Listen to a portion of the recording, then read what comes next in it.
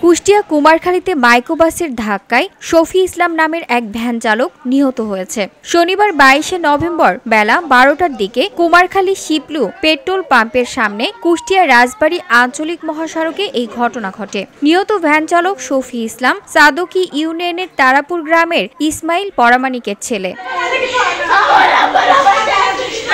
প্রত্যক্ষদর্শীরা জানান, শনিবার বেলা 12টার সময় রাজবাড়ী মুখী কালো রঙের মাইক্রোবাসটি ব্যাটারি চালিত ভ্যানের পেছনে ধাক্কা দিলে ভ্যান চালক শফি রাস্তায় পড়ে গেলে স্থানীয়দের সহায়তায় কুমারখালী স্বাস্থ্য কমপ্লেক্সে নিয়ে গেলে কর্তব্যরত চিকিৎসক তাকে মৃত ঘোষণা করেন।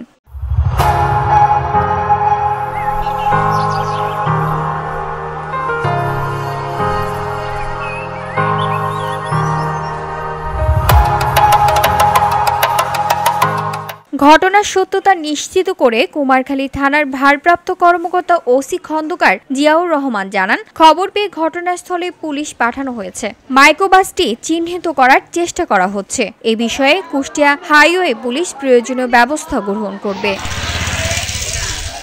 VOD Bangla news desk.